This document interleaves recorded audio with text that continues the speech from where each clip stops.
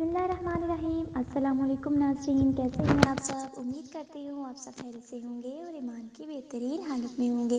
اللہ آپ سب پر ہمیشہ اپنی رحمتوں برکتوں کا سایہ نازل فرمائے، آمین ثم آمین۔ ناظرین، میں ہوں آپ کی میز نہان ہبہ احمد اور آپ سب کو خوش آمدید کہتی ہوں ہمارے نایاب یوٹیوب اسلامک چینل میں۔ تو ناظرین، ویڈیو شروع کرنے سے پہلے میری آپ سب سے ایک چھوٹی سی گزارش ہے کہ اگر آپ ہمارے چینل پر نئے ہیں یا ابھی تک آپ نے ہمارے چینل کو سبسکرائب نہیں کیا تو بھی ہمارے چینل کو سبسکرائب کر دیجئے، لائک کیجئے، شیئر کیجئے اور ساتھ میں لگے بیل آئیکن کو بھی پریس کر دیجئے تاکہ آپ کو ہماری مزید آنے والی ویڈیوز کے اپڈیٹس پر وقت ملتی رہیں۔ ناظرین، آپ کی طرف سے ہمارے لیے آپ کا ایک پیار ہوتا ہے، ایک محبت ہوتی ہے جس سے ہماری بھی حوصلہ افزائی ہوتی رہتی ہے اور ہم آپ کے لیے مزید اچھی ویڈیوز لے کر آتے رہتے ہیں۔ تو ناظرین، آج کی اس انفارمیٹیو ویڈیو میں ہم آپ کو بتائیں گے کہ رزق میں تنگی کے اسباب کیا ہیں، وہ کیا وجوہات ہیں جن کی وجہ سے رزق میں تنگی پیدا ہوتی ہے۔ تو سب سے پہلے اس کی جو بڑی وجہ ہے وہ مہمان کو حقارت سے دیکھنا۔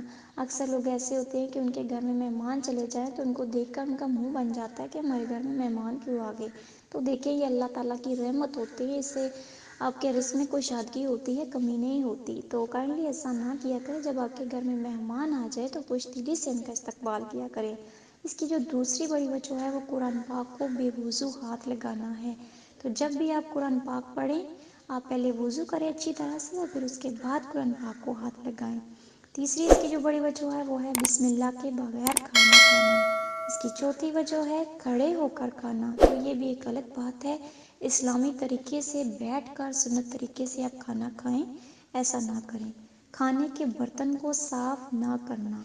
تو آپ جب بھی کھانا کھائیں تو آپ اتنا ہی مقدار میں ڈالیں کہ جتنا آپ کھا لیں، پھر آپ کو جب زیادہ اور ضرورت ہو تو پھر آپ اور ڈالیں، ایک دم سے پلیٹ کو نہ بھریں۔ یہ ایسے اکثر لوگوں کو میں نے دیکھا ہے جو ایسا کرتے ہیں کہ پلیٹ بھر لیتے ہیں، کھانے کی جلدی ہوتی ہے، پھر ان سے کھایا نہیں جاتا اور کھانا ضائع ہو جاتا ہے۔ تو کائنڈلی ایسا نہ کریں، رزق کی قدر کریں، تبھی آپ کے رزق میں برکت بھی ہوگی اور تنگی بھی نہیں ہوگی۔ تو مسجد میں دنیا کی باتیں کرنا، تو یہ بھی غلط بات ہے۔ آپ مسجد میں نماز پڑھنے جاتے ہیں، عبادت کے لیے جاتے ہیں، تو مسجد میں خاص اللہ تعالیٰ کا صرف ذکر کیا کریں، دنیا کی باتیں نہ کیا کریں۔ اور اس کی ایک اور وجہ ہے نماز کو قضا کرنا۔ کچھ لوگ ہر وقت کاموں میں بزی رہتے ہیں اور نماز کو بھی قضا کر دیتے ہیں، تو یہ بھی غلط بات ہے۔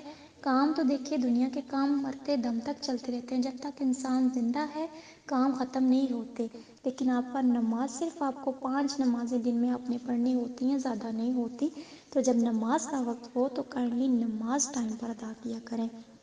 اور اس کی ایک اور وجہ بھی ہے بزرگوں کے آگے چلنا۔ جب آپ کے ساتھ کوئی بزرگ چل رہا ہو تو پہلے ان کو راستہ دیں، ان کو آگے چلنے دیں، آپ ان کے پیچھے چلیں، ان کا احترام کریں۔ نامحرم عورتوں کو دیکھنا، تو یہ بھی غلط بات ہے، اپنی نگاہوں کو نیچا رکھ کے چلیں، نامحرم عورتوں کو نہ دیکھیں۔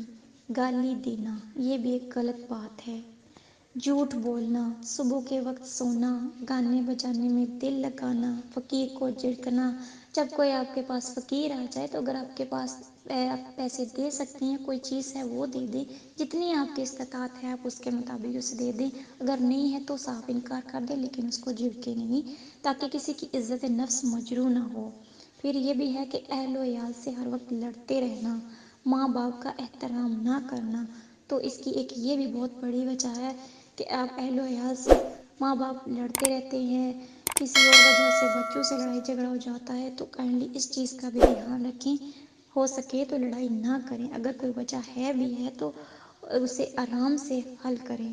اور ماں باپ کا بچوں سے میری ریکویسٹ ہے کہ ماں باپ کا خصوصاً ان کا خاص طور پر احترام کریں، ان کی عزت کریں، جو بات کہتے ہیں ان کو مانیں۔ میں یہ نہیں کہتی کہ ان کی ہر بات مانیں، لیکن جو ماننے والی ہے کہ اگر کوئی غلط بات ہے تو وہ نہ مانیں، لیکن اگر ان کی کوئی جائز بات ہے، ماں باپ غلط کبھی نہیں کہتے، ہمیشہ ٹھیک ہی کہتے ہیں، لیکن اگر کوئی اسلام سے ہٹ کر ہے تو پھر وہ آپ پر فرض نہیں ہے وہ آپ نہ مانیں، لیکن اگر آپ کو کوئی اچھی بات سمجھا رہے ہیں تو اسے انکار نہ کریں، اپنے ماں باپ کی اس بات ضرور مانیں، ان کی عزت کریں، ان کا احترام کریں، کیونکہ جو بچے اپنے ماں باپ کی بات نہیں مانتے، ان کی عزت نہیں کرتے، احترام نہیں کرتے، وہ زندگی میں کبھی بھی کامیاب نہیں ہوتے۔ تو ناظرین، یہ تھے رزق میں تنگی کے اسباب، ان کی وجوہات بھی ہم نے آپ سے بیان کی ہیں، تو کوشش کریں کہ آپ کے اندر جو یہ خامیاں ہیں ان کو دور کریں، تو انشاءاللہ آپ کے رزق میں تنگی بھی دور ہوگی، رزق میں کشادگی ہوگی، آپ پر اللہ کی رحمتیں برکتیں نازل ہوں گی انشاءاللہ تعالی۔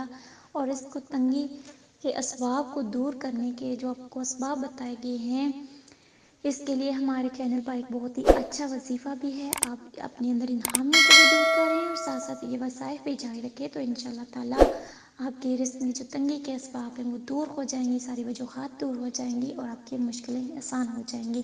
ناظرین، ہمارا جو اسلام ہے وہ بہت ہی پیارا دین ہے، بہت ہی زیادہ پیارا دین ہے۔ اگر آپ اسلامی اصولوں کو فالو کریں گے تو آپ کی جتنی بھی مشکلیں پریشانیاں ہیں وہ فوراً دور ہو جائیں گی انشاءاللہ تعالی۔ آپ کو ہر میدان میں کامیابی ہی کامیابی ملے گی انشاءاللہ تعالی۔ تو ناظرین، یہ تھی ہماری آج کی انفارمیٹیو ویڈیو، امید کرتی ہوں آپ کو پسند آئی ہوگی۔